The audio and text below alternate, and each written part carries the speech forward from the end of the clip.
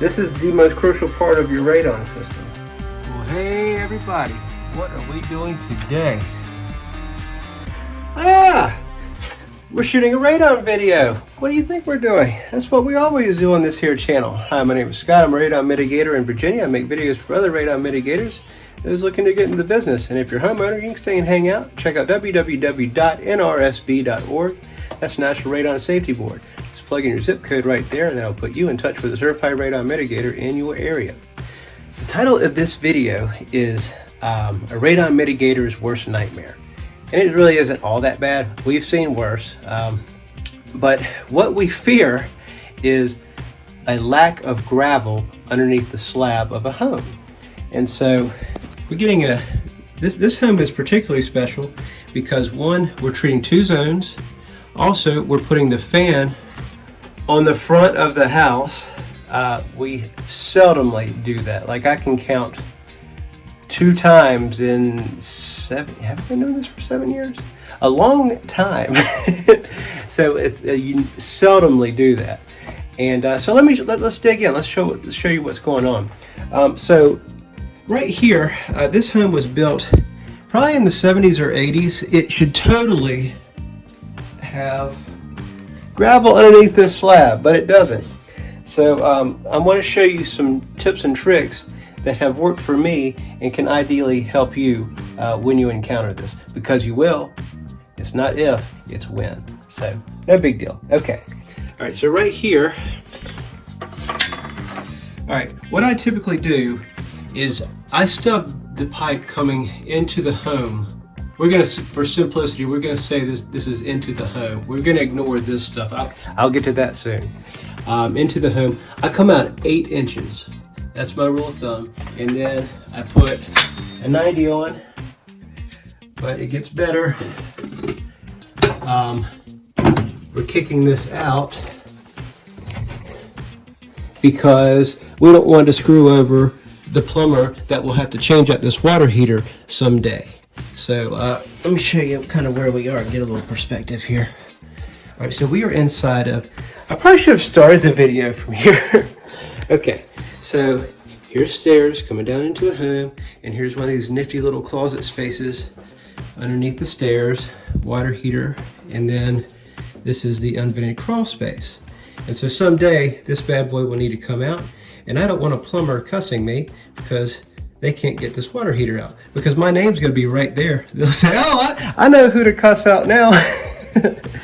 It's that Scott guy, that radon guy. So we're gonna leave them room to get this out. Cool. By kicking this out. This right here is a 90 with a street 45 kicked over. So that buys us a few inches, you see? So that's kind of a nifty trick that's helped me out. But anyway, back to the worst nightmare. So yeah, hardly any gravel. Well, no gravel. However, there's a reason why I do that 8-inch thing. I want to miss the footer that the home is built on, you know, the perimeter, right?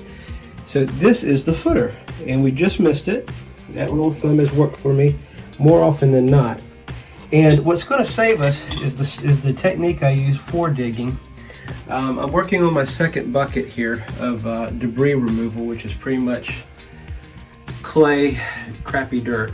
And so this right here, this is your secret weapon. I hate to tell you, I wish there was a nifty thing that you could go buy at the store. This is what you would buy at the store, a flathead screwdriver. And so you're digging, the secret is you want to get as much volume out, sure, but you want to work the perimeter, because this is where we're going to move air. Your instinct tells you, okay, we want to draw air from the center of the home. Well, that's not going to happen because it's all compact. Here, I'll show you.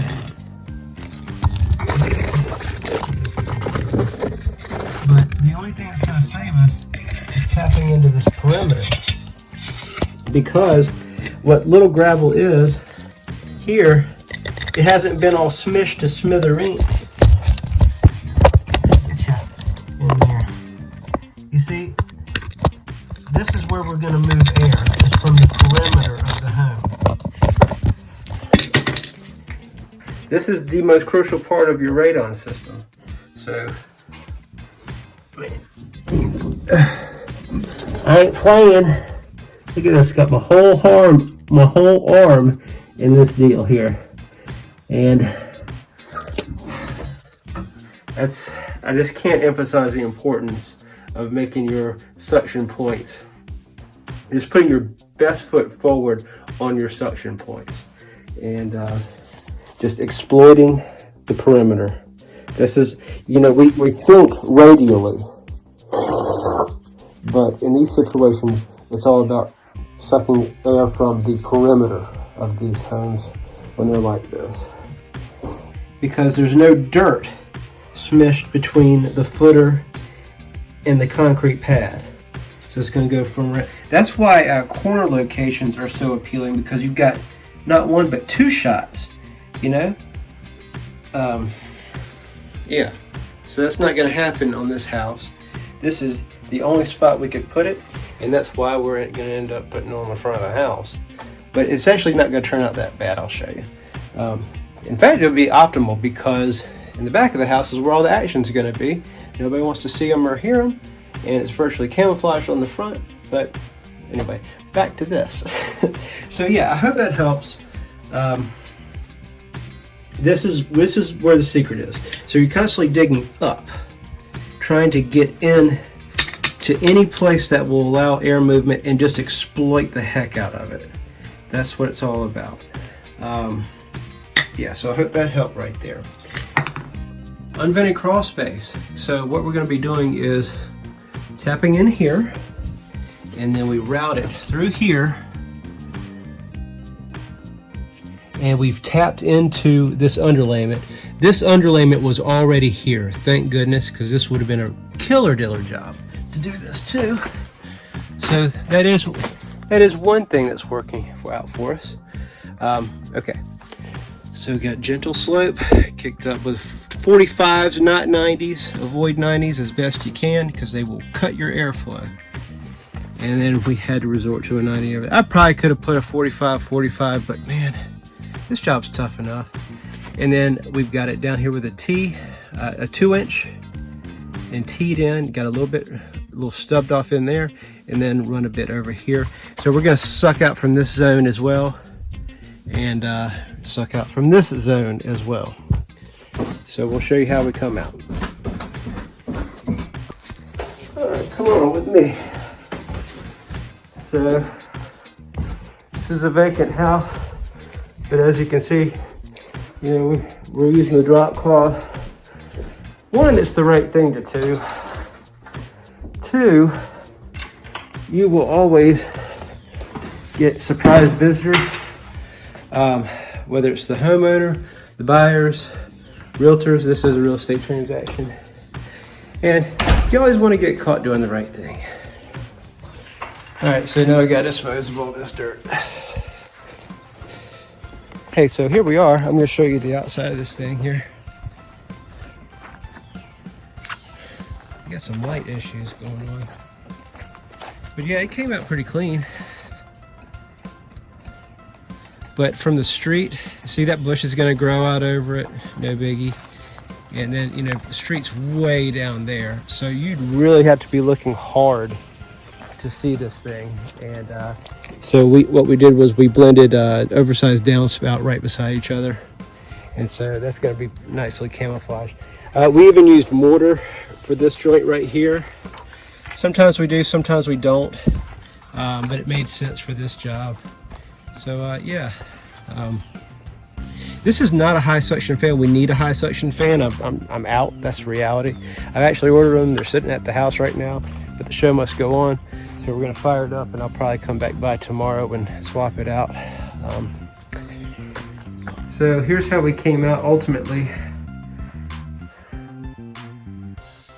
where the that suction point was. And we're actually moving a pretty good bit of air. However, the airflow from inside of there being tapped into that underlayment, that's a factor.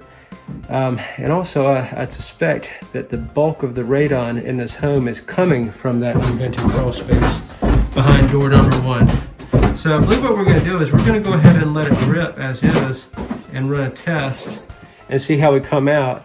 and then if it's still over 4, we'll put that high suction fan on. I believe that's the way we're going to work this deal.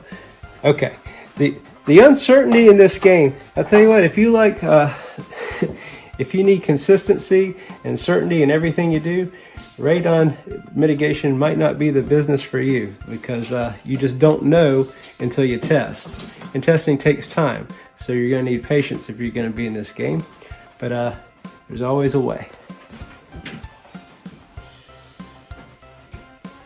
Alright, so we're about to pull out here, but what I want to show you is you should be seeing are pictures that I sent to everybody.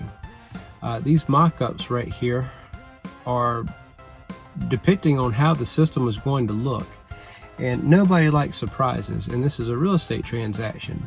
So there is something called the final walkthrough, and what could shake everything up is the buyers walked through the home and they had no idea that your radon system is going to be situated how you situated it. I just simply use an iPhone, but it's easy. If I can do it, anybody can do it. You simply take the picture with your iPhone, and then you go to edit, and from edit it will allow you to mark up stuff, and so you just got to have a sensitive finger there, but you can always erase stuff and do it over again, and then you save it. And so these mock-ups, man, they will save the day, because everybody knows what your intentions are, and then you get everybody to approve it. Because on this job right here, as a matter of fact, the buyer's realtor simply saw an initial email and just said, sounds good, cool, and I called him and I said, are your buyers cool with the fact that this radon system is going on the front of the house? He said, the front of the house? Yeah, you need to look at that email. So just don't send out emails or text messages and hope that they're getting through. When big stuff like this happens, you need to reinforce that. And so eventually I showed the plan, and I even showed the advantages of having it on the front. The back this is a really cool area right here to hang out, and we couldn't have put it on the back, but that's typically where they go. But nobody's hanging out on the front of the house. On this house, they're all hanging out back there. So, and the fact that it's virtually invisible from the front as well, it was an easy sell. So we kind of got lucky in regards to that. But tell it on the mountain. Shout it out. Don't be quiet about where you're going to put the system, because it's hard to undo that. And I, knock on something here. I think I communicate this kind of stuff pretty well, and that's worked for me, and I sincerely hope it works for you. That's why I make these videos. Okay.